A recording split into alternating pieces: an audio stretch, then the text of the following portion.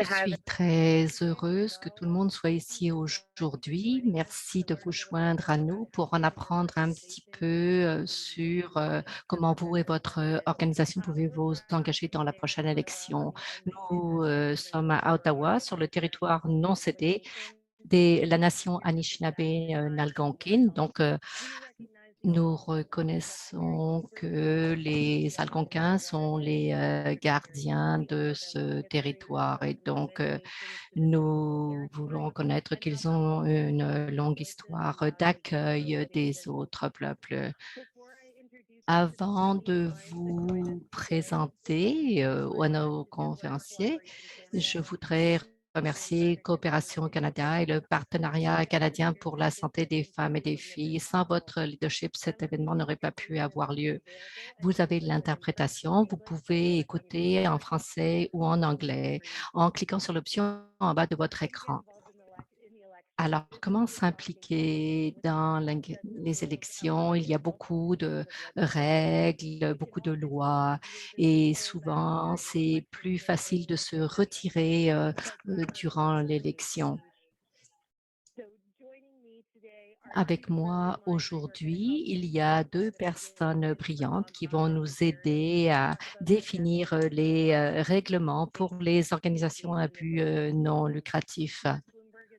Donc, Mark Bloomberg, il est partenaire dans le cabinet d'avocats et il s'occupe des organisations à but non lucratif et des organismes de bienfaisance enregistrés. Et donc, il parle de ce qui est important pour le secteur de la bienfaisance afin qu'il puisse prendre des décisions éclairées.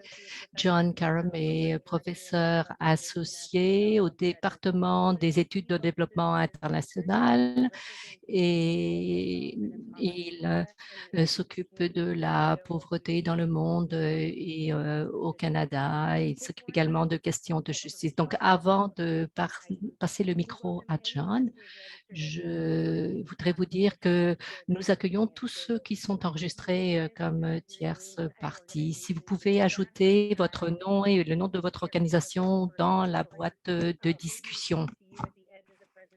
Et à la fin de la présentation, vous pourrez partager vos commentaires et bon, nous allons voir le rôle que vous pourrez jouer durant les prochaines élections. À la fin, il y aura un petit peu de temps pour répondre aux questions. Cependant, bon, il y a certaines questions auxquelles il sera difficile de répondre et bon, nous ne pourrons donc pas nous en occuper, mais vous pouvez toujours mettre les questions dans la boîte de discussion et une fois que les présentations seront terminées, nous nous en occuperons. Nous avons également d'autres possibilités pour s'adresser à la question des différentes nuances. Nous voulons vraiment vous entendre par contre. Alors, pour démarrer la session, j'ai quelques questions qui pourront être traitées. Donc, à vous, John. Alors, tout d'abord, merci beaucoup, Sarah, de votre présentation. Je suis John Cameron. Je me joins à vous du territoire non cédé des Micmacs. Je vais faire un petit point et ensuite je vous expliquerai brièvement ce que Marc et moi allons partager avec vous aujourd'hui. Alors, tout d'abord, pour les organismes qui veulent changer les politiques publiques au Canada, il y a trois choses à se rappeler. Et il faudrait que ces organisations y fassent attention. Alors que ce soit la loi de l'impôt sur le revenu, le dialogue de politique, les politiques de développement Ceci a remplacé ce que nous avions en 2019 et également les règles de lobbyisme canadien et également la question des tierces parties. Marc va parler des règlements eux-mêmes dans quelques minutes. Et moi, je vais partager quelques données et une petite analyse de ces données de l'élection fédérale de 2019. Ce sont des données sur l'engagement des tierces parties dans les questions de politique publique durant la campagne qui menait aux élections en 2019. Donc, voici ici tout d'abord, je vais souligner le fait que la source des données, ça vient d'Élections Canada et c'est une manière de souligner le fait que si votre organisation s'enregistre avec Élections Canada et qu'il y a des dépenses sur la publicité faite par tierce partie, à ce moment-là, les données seront disponibles au grand public. Je crois que Élections Canada fait un bon travail pour que ces données soient facilement accessibles et compréhensibles. Alors, voici d'où les chiffres viennent. Alors, à un très haut niveau, ce dont je parle à l'heure actuelle, c'est que les données d'Élections Canada sur les organisations inscrites et qui font un rapport de dépenses pour la publicité politique. Et ça, c'était pendant l'élection de 2019.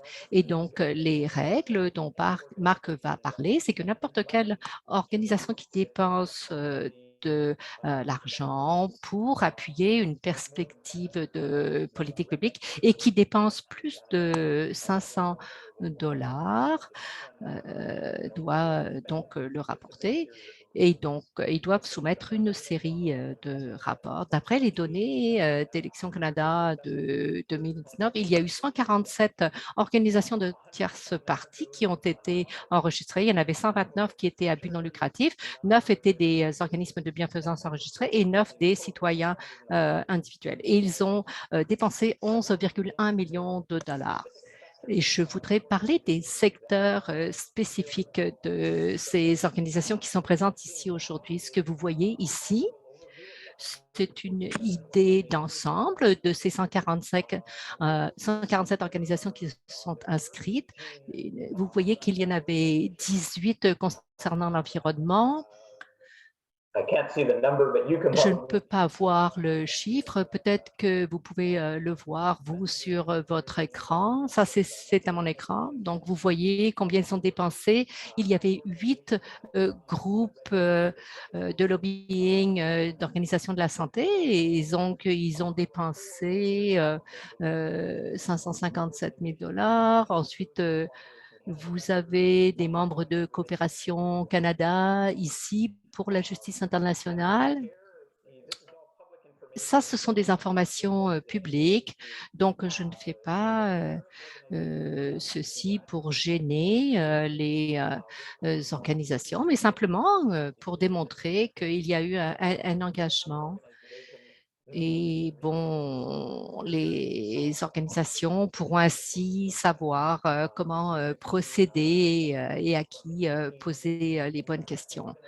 Vous avez les organisations environnementales.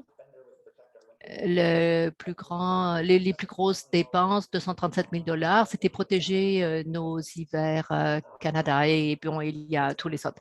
Les 3 organisations qui se sont inscrites, qui font partie de Coopération Canada, c'est Oxfam Canada, UNICEF et Amnesty International canadien. Mais vous avez d'autres organisations, je ne sais pas si ce sont des membres de CanWatch, mais vous voyez ici les niveaux de dépenses pour chacune des organisations. Il y a quelques points dont je voulais parler avant de passer la parole à Marc. Alors, un de ces éléments, c'est quand même assez évident. Les campagnes électorales sont vraiment une très bonne possibilité pour les organisations de la société civile pour impliquer le grand public. Et il y a des références au travail fait en politique dans les déclarations de la plupart des organisations. Donc, ça, c'était l'élection fédérale de 2019. Et donc, ils ont fait les rapports de leurs dépenses pour encourager leur position dans les débats sur les politiques publiques. Et donc, il y a des organisations qui dépensent de l'argent sur la publicité politique, mais ils ne s'inscrivent pas ou ne font pas de rapport. Et je voudrais vous dire que ceci est très, très dangereux. Vous pouvez avoir des amendes importantes. Et donc, si votre organisation dépense de l'argent ainsi, il faut que vous vous inscriviez et que vous le rapportiez. Il y a des organisations qui s'auto-censurent en fait durant les campagnes électorales. Et ça, c'est un peu inquiétant parce qu'il y a des organisations qui incluent le travail en politique publique, l'engagement en politique publique. Mais bon, ils s'auto-censurent durant les campagnes électorales. Et ça suggère qu'il y a un problème ici. Ils ne jouent pas le rôle que devraient jouer les organisations de la société civile. Et il faudrait vraiment faire les débats nécessaires durant ce moment-là. Donc, il y a 3 observations que je voudrais faire sur l'inscription à Élections Canada. Tout d'abord, c'est une réflexion sur une certaine perception que quelque chose qui est réglementé veut dire que c'est interdit. Ce n'est pas vrai. Ça veut simplement dire que les organisations doivent s'inscrire et faire des rapports. Mais je pense qu'il y a une certaine perception que cette réglementation signifie que c'est une interdiction. Il y a certaines craintes comme quoi la publicité politique est une activité risquée et que ça va vous causer des problèmes à vous, à votre organisation, et que ça va déclencher des vérifications de la RC. Mais d'après ce que j'en sais, il n'y a aucune preuve de qui se soit inscrit auprès d'Élections Canada et qui ait eu des vérifications comptables de la RC. Ce sont des craintes qui sont très présentes, mais elles ne devraient pas l'être. Et troisièmement, il y a une tendance à se préoccuper de comment on peut éviter l'inscription et les rapports. Il faut simplement s'inscrire, faire son rapport et puis continuer son travail. Donc là, je vais m'arrêter ici et passer la parole à Marc. Je crois que ça sera bien de parler de ces 3 domaines, de ce qui se passe durant les élections lorsque les organisations veulent participer au débat public. Alors, vous voyez ici que vous pouvez aller voir Canadian Charity Law. Il y a très, très peu d'organismes caritatifs qui s'identifient avec les anciens règlements en 2018. Mais bon, il y a les montants qui ont été dépensés, c'était à peu près 30 millions de dollars. Et vous savez que c'est très peu d'argent par rapport à ce qui est dépensé au Canada. Alors ici, les 3 règles dont on parle, nous avons la loi de l'impôt sur le revenu et donc ça n'impose aucune limite sur ce que vous pouvez faire. La seule limite, c'est la question de la partisanerie, que ce soit directement ou indirectement, on ne peut pas appuyer un parti politique. politique. Alors ici, c'est la loi sur l'impôt sur le revenu. Ensuite, nous avons la publicité par les tiers. C'est un petit peu comme le lobbying, mais c'est juste un système d'inscription. Vous pouvez le faire, vous pouvez faire beaucoup de choses, mais vous devez vous inscrire. Lorsqu'il y a du lobbying, il n'y a pas de limite. Bon, si vous arrivez à 500 000 dollars, vous arrivez à une limite. Mais bon, je ne pense pas que les organisations s'approchent de ce chiffre. Donc, il n'y a pas vraiment de limite à la loi concernant le lobbying. Mais il y a des règles différentes et elles devraient être comprises parce qu'il y a des organismes à but non lucratif. Et là, bon, lorsqu'on parle des organismes de bienfaisance enregistrée, ça ne s'adresse pas à vous. Mais la question du lobbying et la publicité faite par des tierces parties, ça s'applique à vous. Alors, je voudrais vous parler des anciennes règles. C'était qu'ils pouvaient dépenser entre 10 à 20 de leurs ressources sur des activités permises au niveau politique. Ces règles ont été remplacées et la plupart des groupes, s'ils n'ont pas dépensé d'argent, avant, ils pouvaient dépenser 60 une année en particulier. Il y avait beaucoup de possibilités pour le faire et très peu de groupes en profitaient.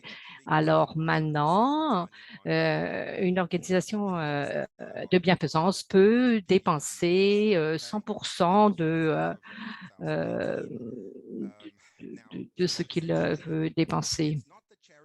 Ce n'est pas que les organismes de bienfaisance peuvent faire ce qu'elles veulent, mais s'ils veulent faire du dialogue et des activités de développement pour la politique publique, bon, ils peuvent le faire. Ce n'est pas simplement ce qu'il y a dans l'objet, mais il faut vraiment définir ce dont il s'agit. Moi, j'ai utilisé l'ancienne terminologie qu'on ne peut pas être partisan directement ou directement, mais l'ARC préfère ce qu'il y a dans la loi, c'est-à-dire que ça ne peut pas être en support d'un candidat ou d'un parti politique précis. Donc, vous comprenez partisan et activité politique, vous comprenez la différence. Donc, si vous voulez dépenser plus d'argent sur l'aide au développement, à ce moment-là, bon, si vous dites qu'il faut qu'on se débarrasse du gouvernement fédéral parce qu'il ne dépense pas assez d'argent pour les activités à l'étranger, ça serait une déclaration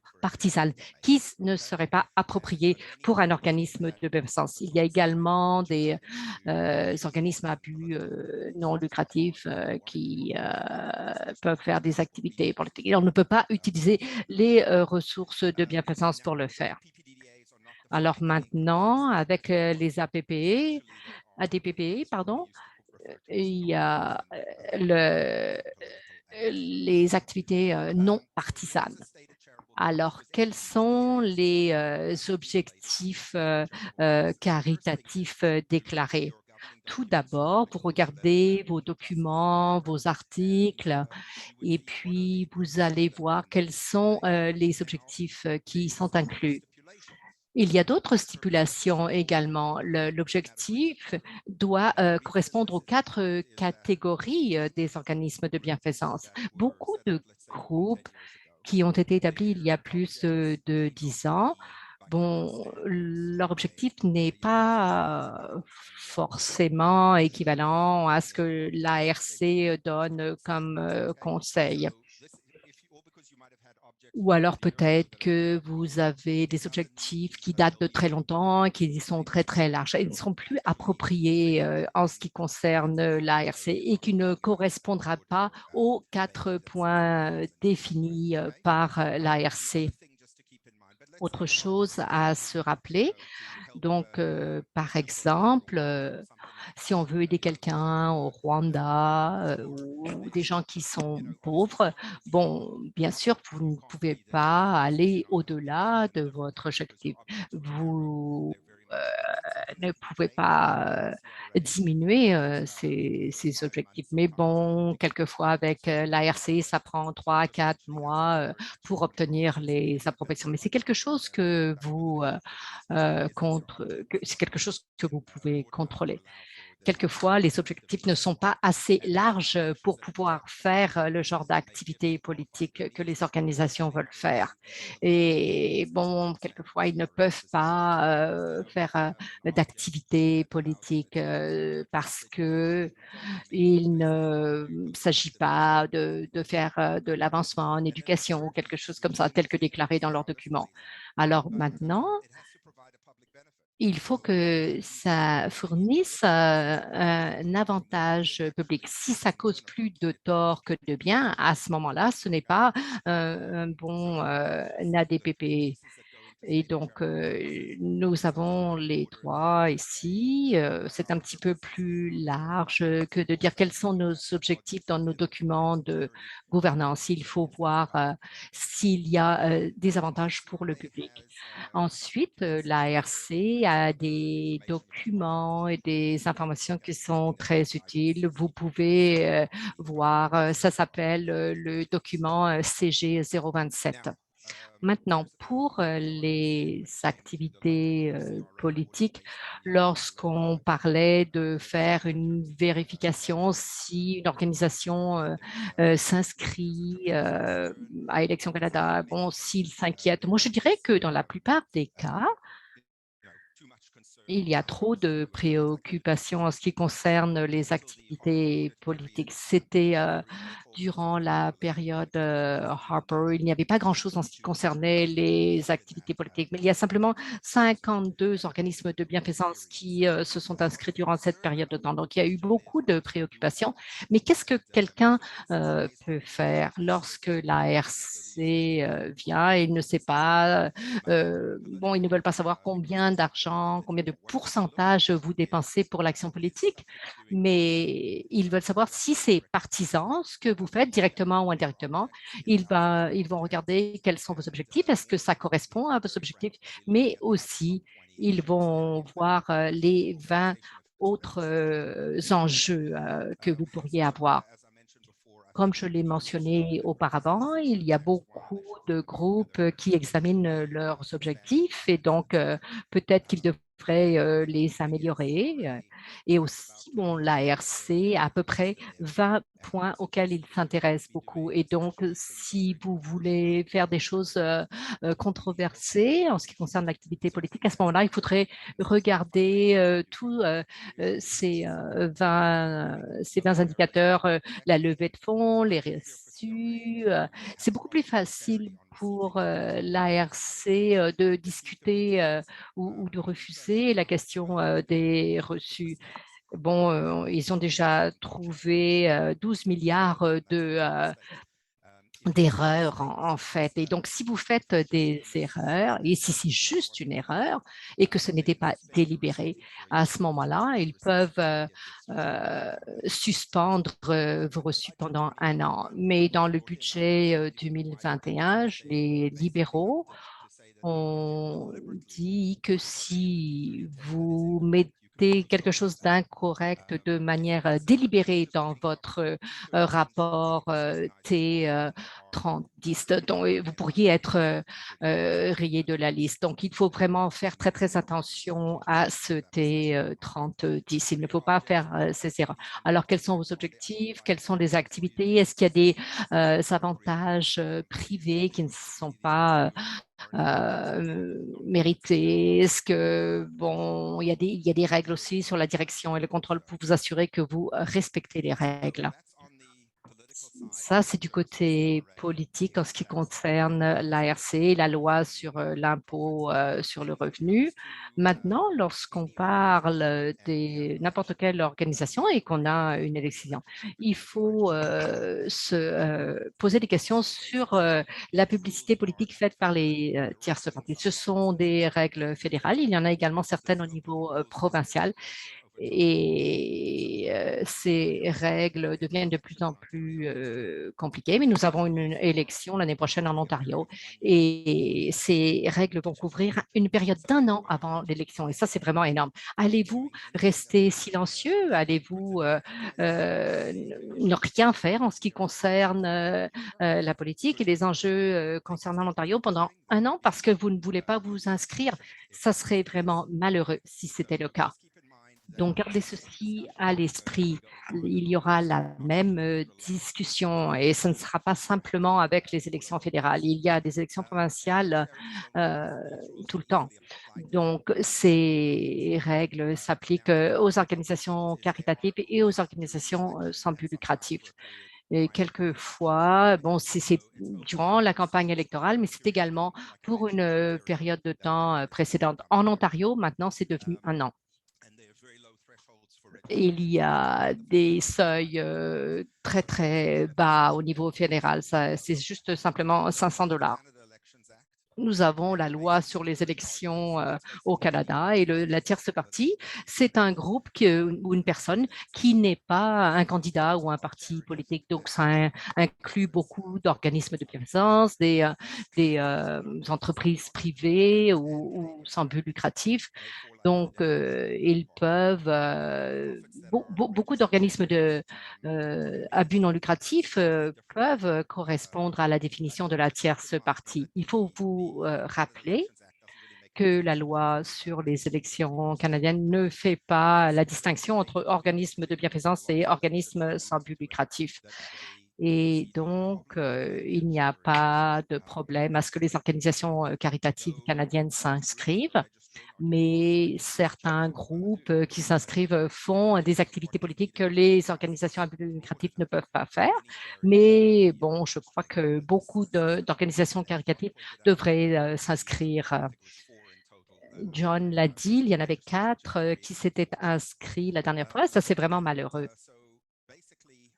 Alors, la différence importante entre 2019 et 2021, c'est que si nous avons cette élection, et bon, on ne sait pas lorsque ça sera démarré, mais en 2019, c'était une élection fixée. Cette année, c'est différent. La date n'a pas encore été fixée. Donc, peut-être si ça démarre en août, il y a 30 à 50 jours et après, bon, c'est ça la période de temps qui sera couverte par les règles. Lorsqu'on décide de l'élection, bon, tout ceci s'applique, mais bon, c'est la période de temps où on examinera ces activités réglementées. Il y a 3 sortes d'activités réglementées. Il y a la publicité, les activités partisanes et les sondages concernant les élections. Si vous êtes à but non lucratif, ça s'applique à vous. Si vous êtes un organisme de bienfaisance, les sondages et les activités, ce sera probablement ce qui vous concerne. Mais ce qui est vraiment important dans la définition, c'est bien de comprendre que c'est dans la période électorale. Disons que bon, pour les 35 à 50 jours avant les élections, ça c'est la période électorale. Si vous prenez une position en public entre les différents candidats, les différents partis, il y a beaucoup de choses qui sont couvertes par certains candidats, certains partis. Ils prennent position sur quelque chose. Et ceci pourrait donc être important. Alors, vous pouvez faire des sondages lorsque vous êtes une organisation caritative, mais ça dépend. Il faut faire attention que ça ne soit pas partisan. Donc, je vais me concentrer sur la publicité électorale parce que c'est probablement ce qui vous intéresse le plus. Il y a une distinction entre les organismes de bienfaisance inscrits et les OSBL. Et donc, vous avez un concept d'organisme de bienfaisance. Par exemple, c'est une petite église qui n'est pas inscrite, mais c'est quand même un organisme de bienfaisance. Et selon la juridiction provinciale, il y en a qui sont considérés comme des organismes de bienfaisance, même s'ils ne sont pas inscrits. Alors, même si vous êtes organisme de bienfaisance ou organisme de bienfaisance inscrit, vous ne devriez pas vous en engager dans des activités partisanes. Qu'est-ce que c'est que cette publicité électorale? C'est la transmission au public par n'importe quel moyen durant l'élection d'un message qui va faire la promotion ou s'opposer à un candidat ou un parti inscrit, incluant le fait de prendre position sur un enjeu auquel le parti ou le candidat est associé. Vous pouvez prendre position, par exemple, sur quelque chose. S'il y a un parti qui disait il n'y a pas de changement climatique, à ce moment-là, on peut prendre la position que oui, il y a des changements climatiques. Et ensuite, vous pourriez aller de l'avant avec ça. Certains partis pourraient s'être engagés à augmenter l'aide publique au développement. Il y en a d'autres qui n'en parlent pas, mais vous avez le droit d'avoir une position. Donc, par exemple, vous engagez une entreprise de médias pour faire de la publicité électorale. Et ce n'est pas simplement le fait que vous payez, mais vous payer les gens pour le concrétiser. Alors, si vous avez vos propres employés qui vont produire de la publicité électorale qui va être distribuée un petit peu partout, tout ce qui est communiqué sur l'Internet, que ce soit payé, commandité ou etc. Bon, et souvent, vous avez les gazouillis, par exemple, dans ce qui n'est pas de la publicité électorale. Bon, voilà, là, vous allez pouvoir voir ce que vous pouvez faire. Mais je vais revenir au point soulevé par John, la question de l'inscription et de ce qui est interdit. Ceux qui veulent faire pas mal de travail politique doivent commencer à s'inscrire lorsque c'est le temps au niveau provincial, au fédéral. S'il y a une possibilité de ne pas vouloir être trop limité. Mais vous pouvez en faire beaucoup sans vous inscrire. Vous pouvez utiliser des plateformes gratuites de médias sociaux comme Twitter ou Facebook. Vous pouvez mettre ça là. Les gens vous suivent parce qu'ils veulent le faire. Mais ce n'est pas la même chose que d'avoir des bannières ou de la publicité payée. Mais si vous voulez amplifier la voix des groupes et que vous voulez payer et dépenser de l'argent, parce que le seuil est simplement de $500, vous pouvez le faire très rapidement. Les messages envoyés par courriel ou autrement, donc si vous voulez envoyer ces messages, c'est bon, ça ne va pas être considéré comme de la publicité électorale par Élections Canada. Les vidéos qui sont affichées gratuitement sur les plateformes, sur YouTube ou Instagram, c'est la même chose que les gazouillis. Si vous voulez le faire, tout ce qui est gratuit, ce n'est pas un problème. Et même le contenu qui est affiché sur des sites web de tierces parties où vous ne payez pas. Donc, ce ne sont pas des coûts de placement, les coûts de création et de maintenance de site web. Si vous avez votre propre site web, vous pouvez afficher votre propre contenu. Mais l'idée, c'est qu'il y a beaucoup de choses qui ne sont pas incluses dans les activités réglementaires. Vous pouvez faire ça comme vous voulez. Maintenant, lorsque vous commanditez ou amplifiez quelque chose, ça va déclencher les exigences d'inscription. Alors, voici un exemple de publicité électorale. Donc, un tierce parti, ça peut être un OSBL ou une organisation de bienfaisance. Ils font une campagne à la radio durant la période électorale. Et bon, ça, c'est vraiment de la publicité électorale. Il y a des déclarations d'autorisation de la tierce partie, il y a les dépenses pour la publicité, le scénario, l'enregistrement, la transmission. Tout ceci doit être déclaré. Bon, il y a également la question des circonscriptions. Peut-être qu'il y aura une limite de $5 000. Mais si vous vous intéressez à tout le Canada, ça ne posera pas de problème. Donnez-moi une petite seconde. Alors, quand est-ce qu'il faut que vous vous inscriviez?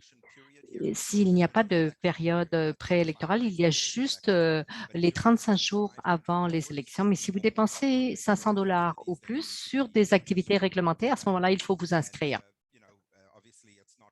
Et bien sûr, ce ne sont pas des entités étrangères qui peuvent le faire. C'est juste pour les élections au Canada. Ce sont des groupes qui sont basés au Canada, qui travaillent au Canada.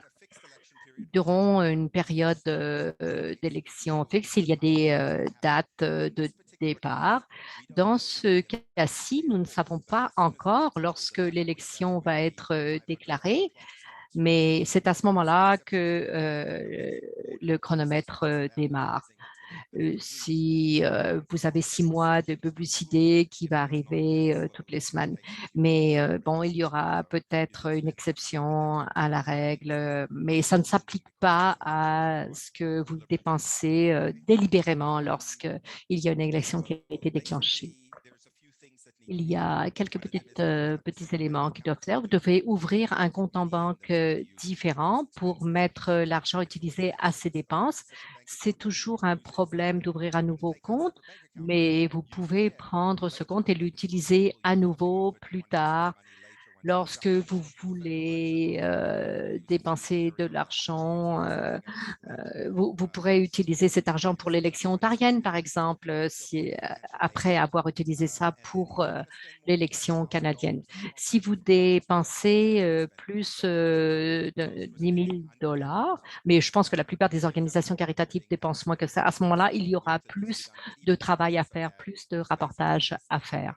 Mais bon, il faut nommer un agent financier et ensuite il y a un formulaire de tierce partie qui doit être déposé.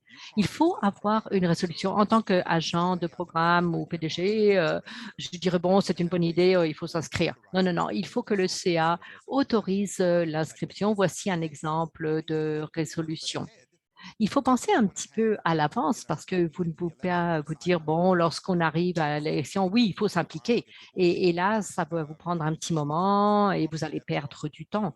Donc, ça serait mieux d'en discuter avec votre CA le plus tôt possible pour avoir une résolution du CA qui va vous permettre de vous inscrire si vous avez besoin de le faire. Il y a certaines choses qu'il faut faire aussi. Bon, ça, il y a un guide d'élection Canada que vous allez pouvoir examiner qui répondra à vos questions. Alors, les 500 dollars, ça peut être aussi des dons en valeur, des services, des contributions non monétaires. Donc, il faut vraiment faire attention. Il faut aussi, bon, lorsque les organisations dépensent de l'argent, ils vont prendre de l'argent dans les dépenses générales. Mais certains vont faire des levées de fonds spéciales et il va falloir qu'ils déclarent toutes les personnes qui ont contribué au-dessus de 200 dollars. Et donc, à ce moment-là, vous n'aurez pas besoin de faire le rapport sur ces contributeurs. Ce que j'ai regardé pour les organismes caritatifs, c'était fait comme ça. Vous pouvez prendre des contributions de certaines sources, mais pas d'autres, surtout des groupes étrangers. Ce ne sont pas des limites de contribution, ce sont des limites de dépenses. Mais il n'y a pas de limite pour dire que quelqu'un peut donner seulement 500 dollars. La personne peut donner ce qu'il veut, mais il y a des limites sur le montant que vous pouvez dépenser. Il ne faut pas utiliser d'argent qui provient de l'étranger, sinon il y aura beaucoup de problèmes de collusion, d'appropriation, etc.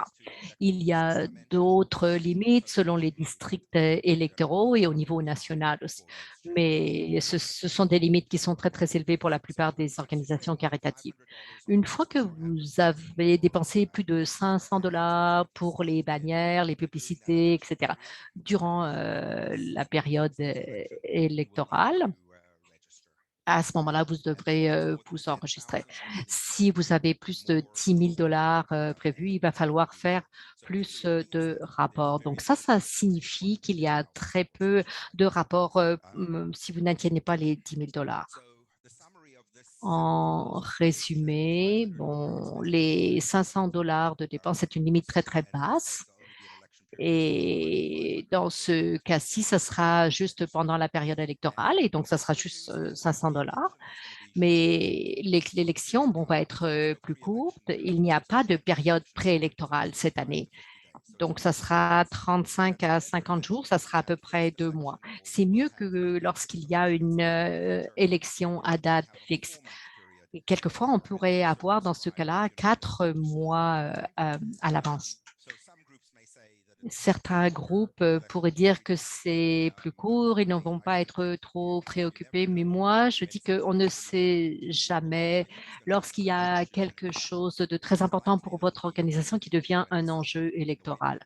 Donc, c'est mieux si vous êtes déjà impliqué et que vous faites de la publicité durant les élections. Il y a beaucoup d'organisations caritatives et d'OSBL devraient s'enregistrer. Il faut faire attention à l'argent qui provient de l'étranger. Alors ici, ça c'est très, très important. Vous pouvez l'obtenir en PDF.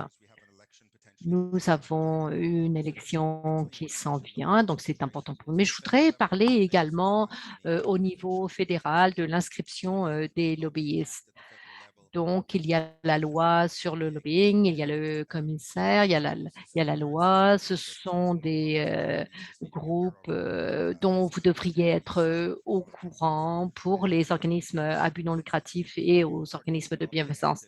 Si vous faites des activités de lobbying et que c'est une partie importante de la charge de travail d'un employé, ou ça veut dire que vous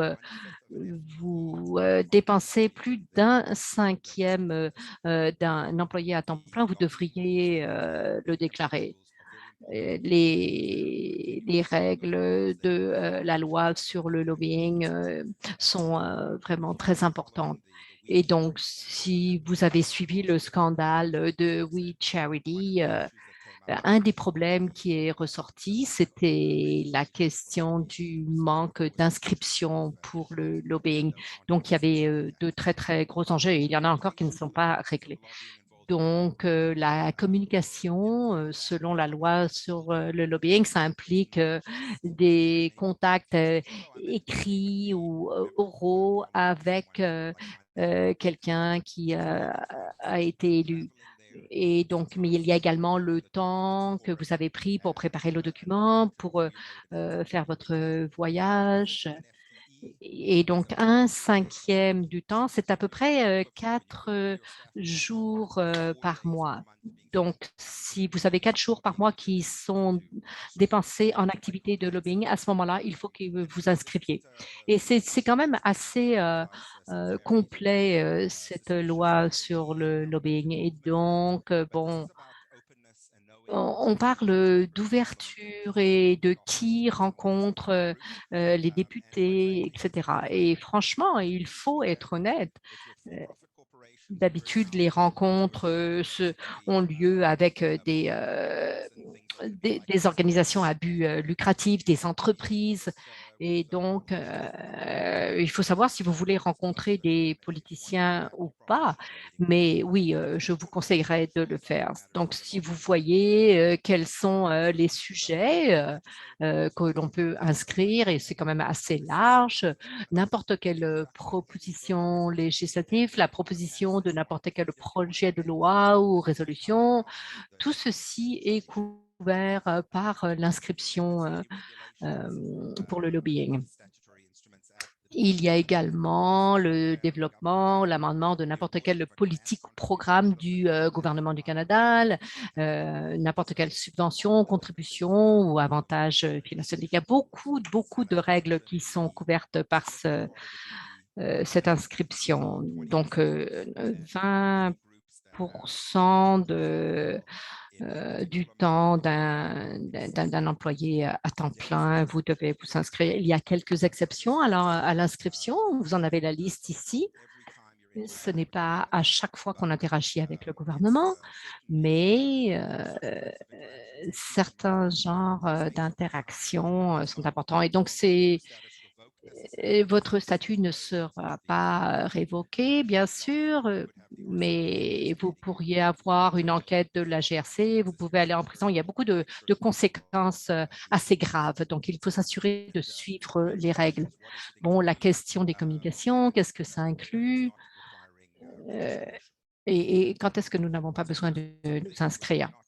Alors, par exemple, ici, les communications pour l'interprétation, l'application de n'importe quel statut fédéral ou règlement pour savoir si ça signifie ceci ou ça, la préparation et la présentation de dossiers au comité parlementaire. Ça, c'est couvert par la loi sur le lobbying. Pour que vous le sachiez, il y a un registre. Vous pouvez aller voir dans la base de données ce que les autres groupes font. Donc, moi, ce que je dis, si vous vous intéressez aux politiques publiques, à ce moment-là, vous devriez euh, vous inscrire à ce registre parce que vous aurez des communications qui seront nécessaires. Beaucoup de gens ne regardent pas cette base de données, mais en fait, c'est comme une publicité. Vous avez tous les groupes ici, donc c'est vraiment important de s'y intéresser. Pour les enjeux éthiques, les organismes de bienfaisance doivent s'impliquer en activités politiques lorsque c'est important pour leur mission. Pour certaines organisations, bon, ce n'est peut-être pas important, mais pour la plupart, ça l'est. L'actif le plus important que vous ayez, c'est votre réputation. Donc, faites attention à ce dans quoi vous vous impliquez. Ne vous impliquez pas avec tout ce qui intéresse vos amis, par exemple. Pensez à ce qui est important pour votre organisation. Il faudrait que vous ayez une politique qui va définir quand est-ce que vous allez vous impliquer dans n'importe quel plaidoyer, quel est le processus de prise de décision. Comme ceci, vous ne vous impliquerez pas dans quelque chose qui n'est pas approprié. La question aussi, c'est l'allocation des ressources. Si dépense 30 millions sur 170 milliards de revenus, ça, ce ne sont pas des ressources suffisantes qui sont allouées. Et il y a la question de la transparence. Il y a beaucoup de groupes qui font des activités politiques et disent qu'ils n'en font pas. Mais je pense que les groupes devraient être transparents. Et la plupart n'ont pas honte de leurs activités, ils en sont fiers. Autre chose, l'implication des parties prenantes pour choisir la direction et la mise en œuvre de ce programme. Si vous faites du travail pour appuyer tel ou tel pays ou un groupe dans tel ou tel pays, à ce moment-là, c'est important que les gens comprennent et soient d'accord avec les initiatives que vous entreprenez. Il y a le danger des silos et quelquefois, il peut y avoir des problèmes pour l'organisme de bienfaisance. En 2016, il y a eu 2% de financement en ADPPE du CCCI et donc il n'y aura pas de données là-dessus. Mais à ce moment-là, on pouvait juste dépenser 10% et eux demander à leurs membres de dépenser 2% et ils n'y sont pas arrivés. Donc, c'est important que les organismes de bienfaisance allouent certaines ressources. Pour certains, c'est 5, 10, 15, 20%. Et puis également, il faut éviter les activités partisanes, la propagande. Il y a beaucoup de mauvaises informations, surtout avec la COVID. Il y en a qui proviennent des organismes de bienfaisance et ça, c'est vraiment malheureux. Alors maintenant, qu'est-ce que vous pourriez vous poser comme question? Bon, je ne vais pas tout mentionner, mais c'est une liste de vérification pour vous. S'il y a des questions auxquelles on peut répondre, nous allons le faire. Et il y aura un sondage à la fin où vous pourrez fournir vos commentaires et vos retours sur le programme. Merci beaucoup. Merci beaucoup, Marc et John. Nous avons quelques personnes qui se sont inscrites par le passé et nous avons entendu parler de leur expérience. Donc, je vais passer à Caroline. Veuillez allumer votre vidéo. D'où est-ce que vous venez? Quelle est votre organisation? Merci beaucoup. Alors, Caroline Brouillette, je suis sur le territoire Gananiaga dans ce qui s'appelle maintenant Montréal. Je suis gestionnaire au réseau canadien et donc je vais vous parler de notre inscription, euh, même si moi, en 2019, même si moi, je n'étais pas encore présente. Et si vous avez des questions, vous pourrez me parler. Donc, C'était un processus très, très facile. Ce n'était pas compliqué pour l'organisation, d'après ce que j'ai entendu dire. Et il faut que vous impliquiez les vérificateurs si vous excédez les limites de dépenses et ensuite ils vont devoir donner leur approbation. Nous avons eu besoin d'une résolution du CA pour être inscrit comme tierce partie, mais finalement, ça valait vraiment la peine. Et donc, nous encourageons les groupes qui y pensent à aller voir les experts qui ont bien décrit les enjeux de l'inscription. Merci beaucoup, Caroline. Nous avons également Robin. Est-ce que vous pourriez partager votre expérience, surtout pour comment s'impliquer dans les élections? Oui, je suis très heureuse. Je m'appelle Robin. Je suis directrice des politiques et du plaidoyer avec Résultats Canada. Donc, vous nous connaissez probablement. Donc, Résultats Canada veut euh, veut que nous fassions du plaidoyer en politique. Nous ne dépensons pas d'argent sur des campagnes dans les médias. Nous utilisons nos propres canaux vidéo et nous avons beaucoup de Canadiens qui sont bénévoles avec nous. Donc, nous les éduquons sur les élections, nous leur parlons du processus électoral et de pourquoi c'est important, les élections, de parler des choses qui vous intéressent. Nous savons tous qu'il n'y a pas vraiment de euh, reprise après la COVID et de pourquoi nous avons d'énormes besoins dans le monde entier. Et donc, ça, c'est vraiment le bon moment pour qu'on augmente l'aide internationale canadienne. Donc, par exemple, on s'informe des plateformes politiques, on rencontre les candidats, on va aux réunions publiques, on pose des questions durant ces réunions, on leur demande s'ils veulent être le champion pour l'aide internationale. Qu'est-ce que vous ferez lorsque vous serez élu? Donc, nous sommes tous inscrits comme lobbyistes. Tous les employés du Résultat Canada le sont.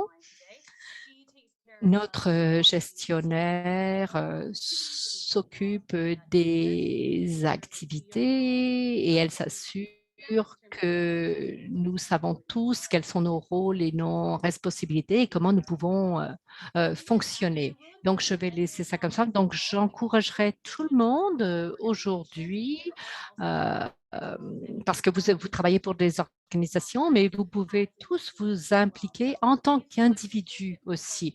Donc, si ça vous intéresse, ce que nous faisons à Résultats Canada, nous pourrons partager ça. Nous avons également des réseaux de Canadiens qui sont bénévoles, qui s'intéressent au travail que nous faisons. Les lobbyistes à but lucratif n'ont pas ce genre de bénévoles qui vont s'impliquer, mais nous, c'est le cas. Donc, nous pouvons vraiment encourager les individus à s'impliquer dans le processus électoral. Merci beaucoup, mesdames. Il y a beaucoup de choses que nous pouvons faire durant cette élection, mais il y a certaines choses qui doivent être faites, comme avec n'importe quelle casquette. Et donc, si vous ne voulez pas faire de grosses publicités, bon, vous pouvez utiliser ce qui est à votre disposition et vous pouvez avoir beaucoup de succès. Donc, nous avons quelques questions. Il nous reste quelques minutes. Donc, nous allons parler de certaines de ces questions. Alors, merci à John qui a déjà répondu à quelques questions. Ce que nous avons vu dans plusieurs des questions, c'est que si votre organisation dépense moins de 20% de temps dans le plaidoyer, à ce moment-là, est-ce qu'on devrait s'inscrire pour prévoir l'avenir? Ça, c'est la question de l'inscription comme lobbyiste. Vous pouvez le faire, comme ça, vous n'aurez pas à vous inquiéter de vous inscrire à l'avenir parce que vous l'aurez déjà fait. Il n'y a aucun problème si vous vous inscrivez à 18% et peut-être que vous faites une erreur et vous êtes en fait à 22%. Donc, moi, je ne vois pas de problème à s'inscrire dans le système à l'avance. Faites attention, par contre, c'est mieux de faire des choses lorsque vous n'êtes pas au milieu de cette période électorale. Ben, vous pouvez le faire bien avant et comme ça, vous aurez beaucoup moins de stress. Mais si les groupes vont dépenser par mois plus d'un cinquième d'un travailleur à temps plein, si vous avez vraiment besoin de vous inscrire, alors faites-le. La deuxième question que j'ai vue, inaudible, si les organisations ne pensent pas dépenser d'argent du tout, mais qu'ils ont une activité planifiée, à ce moment-là, est-ce qu'ils doivent s'inscrire? Tout d'abord, pour les organisations de bienfaisance, si c'est un petit groupe ou un gros groupe, mais ce n'est pas un organisme caritatif, à ce moment-là, ils pourraient faire des activités partisanes. Mais si c'est un organisme de bienfaisance enregistré, ils n'ont droit à aucune dépense ou aucune activité partisane. Mais vous pouvez faire des activités partisanes qui ne sont pas considérées comme des publicités de tierces parties. Si vous envoyez un courriel en tant qu'organisation à but non lucratif qui est relié à l'élection, bon, un courriel, vous envoyez un courriel à un membre ou à un ami, ça ne sera pas considéré comme quelque chose pour lequel vous devez vous inscrire. Mais si vous dépensez plus de 500 $ sur des publicités, des bannières, des gazouillis, ou bon, peu importe, il y a beaucoup de manières de faire de la publicité. À ce moment-là, vous devez vous inscrire pour ça. Mais ce n'est pas interdit. Vous pouvez dépenser plus de 10 000 $, mais il faut simplement vous assurer que vous êtes inscrit. Voilà. Merci beaucoup. Euh, Je vais essayer d'en avoir une de plus. Inaudible. Il y a la question de l'engagement politique et des autres pays. Je ne sais pas si, John, vous pourriez en parler, mais bon, allez-y. C'est une très bonne question. Malheureusement, je n'ai pas la réponse. Il y a des différences importantes. Bon, il y a la question des États-Unis et Marc pourra en parler. Les règlements aux États-Unis sont très, très différents du contexte canadien. Donc, c'est très, très difficile de comparer. Il y a également toutes les règles qui s'appliquent aux organisations sociales. Ça s'applique également aux groupes ultra-conservateurs qui parlent des armes chargées, de ce genre de choses. Donc, il faut vraiment faire attention parce qu'il y a beaucoup plus de liberté aux États-Unis pour les groupes de la société civile durant une élection. Il y a des règlements différents aussi, donc il faut faire attention. Absolutely. Il I y a don't beaucoup know. d'autres questions, mais je ne pense pas. Moi, je ne connais pas la réponse, mais ce que je vous dirais, si je voulais faire un pari aux États-Unis, ils dépensent beaucoup plus dans les activités politiques. On ne peut pas en faire moins que ce qu'on fait au Canada. Comment est-ce qu'on peut faire moins de 30 millions sur 270 milliards? Nous faisons quasiment rien. Les organisations caritatives sont pratiquement pas impliquées. Et si vous avez 5 organismes de bienfaisance qui s'impliquent, bon, moi je trouve que c'est vraiment très gênant de voir qu'il y a très peu d'implication. La question, c'est l'argent. Les donateurs préfèrent donner de l'argent à des enfants qui meurent de faim plutôt que de faire des activités politiques qui vont essayer de faire la promotion de l'élimination de la pauvreté.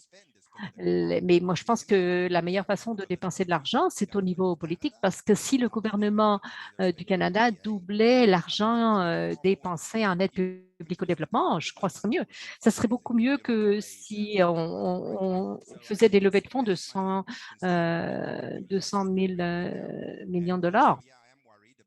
Moi, ça m'inquiète lorsque je vois ce qui se passe aux États-Unis et pour certains groupes, par exemple comme celui au Manitoba, qui était très problématique. Je pense qu'il y a beaucoup de résultats négatifs qui peuvent ressortir de cette activité. Moi, je pense que euh, maintenant que les règles ont été améliorées, je pense que vous devriez vous inscrire parce qu'il y a d'autres groupes qui s'intéressent pas aux mêmes choses que vous, qui vont en profiter et qui rendront le monde pire. Merci beaucoup. Je suis désolée, nous n'avons plus de temps. Nous n'allons plus couvrir tout ce qui avait été posé comme question dans la boîte de discussion. Et je vais correspondre directement avec ceux qui ont posé des questions. Merci beaucoup à chacun d'entre vous qui vous êtes joints nous. Merci aux panélistes, Marc et John. Vous avez été vraiment fantastiques. Et j'ai beaucoup de choses auxquelles je pense maintenant. Merci de travailler avec le secteur. Merci beaucoup à tous et à toutes. Bonne fin de journée. J'ai hâte de continuer la discussion sur ce sujet. Merci.